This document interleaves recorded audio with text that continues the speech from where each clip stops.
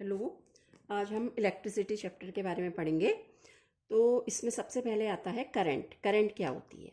Current is the charge flowing per unit time, means I equal to Q by T. इसको इस तरह से formulate हम कर सकते हैं, Q is charge and T is time and the unit of current is ampere. Current को हम एम्पेयर यूनिट में मेजर करते हैं। ओके, अब आता है क्वेश्चन कि what is charge. Charge is denoted by Q equal to N into E. Here N is the number of electrons and E is electronic charge.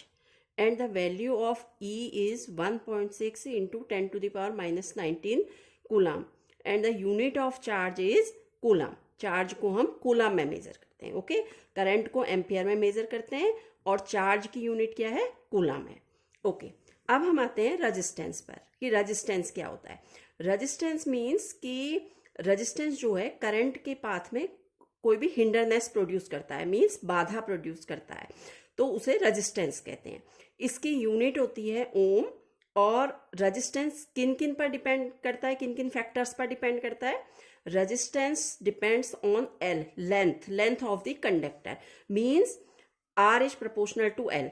इसका मीनिंग ये है कि जितनी ज्यादा लेंथ होगी कंडक्टर की, रेजिस्टेंस भी उतना ही ज्यादा होगा। And it also depends on the cross sectional area, inversely proportional to the cross sectional area, means जिसका क्रॉस सेक्शनल एरिया जितना ज्यादा होगा तो रेजिस्टेंस कम होगा, because it is inversely proportional. Length के तो डायरेक्टली प्रोपोर्शनल होता है, मीन्स अगर लेंथ इंक्रीज होगी तो रेजिस्टेंस भी इंक्रीज होगा, और एरिया के इनवर्सली प्रोपोर्शनल होता है, मीन्स अगर एरिया क्रॉस सेक्शनल एरिया ज्यादा होगा तो रेजिस्टेंस कम होगा।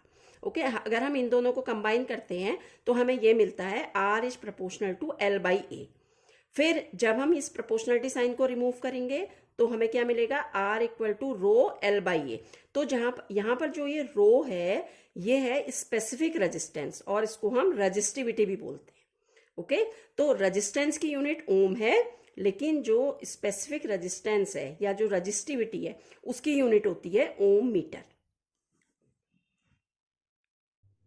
ओके, अब अगर सपोज हमारे पास 2 या 3 रजिस्टर्स हैं या उससे भी ज़्यादा रजिस्टर्स हैं, तो उनको अगर हम सीरीज में लगाते हैं, तो हम सीरीज में लगाएंगे तो इस तरह से, ये सीरीज मतलब कि एक रजिस्टर का एंड जो है दूसरे के जो स्टार्टिंग पॉइंट है उससे कनेक्ट होना चाहिए। ओके, तो इस तरह से मतलब ये R1 R2 R3 इस तरह से एक के बाद एक लगे हुए हैं, तो दैट मीन्स ये सीरीज में है। तो जब भी रजिस्टर्स को सीरीज में लगाया जाता है तो उनका जो इक्विवेलेंट रेजिस्टेंस होता है वो होता है R equal to R1 plus R2 plus R3, इस तरह से डिनोट करते हैं। ओके, एक चीज यहाँ पर नोट करने लायक है कि जब भी रजिस्टर्स हमारे सीरीज में कनेक्ट होंगे तो उन सारे रजिस्टर्स में करंट सेम फ्लो होगी, मींस यहाँ पर क्योंकि रजिस्टर सीरीज में है तो R1 में भी I करंट जाएगी, R2 में भी I करंट ही जाएगी, R3 में भी I करंट ही जाएगी, मींस तीनों में सेम करंट फ्लो होगी। लेकिन तीनों का जो पोटेंशियल है वो डिफरेंट पोटेंशियल पर होंगे तीनों।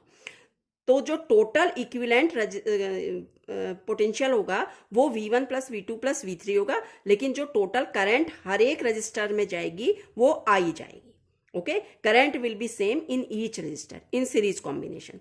ओके, अब क्या होता है कि जब रेजिस्टेंस को पैरेलल में कनेक्ट करते हैं, जब हमने इनको पैरेलल में कनेक्ट किया तो हमारे पास है कि जो भी ये पैरेलल में कनेक्ट करेंगे तो पैरेलल में सारे के सारे जो रजिस्टर का स्टार्टिंग पॉइंट है वो सारे के सारे एक साथ कनेक्ट होंगे, और जो सारे के सारे एंड हैं वो सारे एक साथ आपस में कनेक्ट होंगे।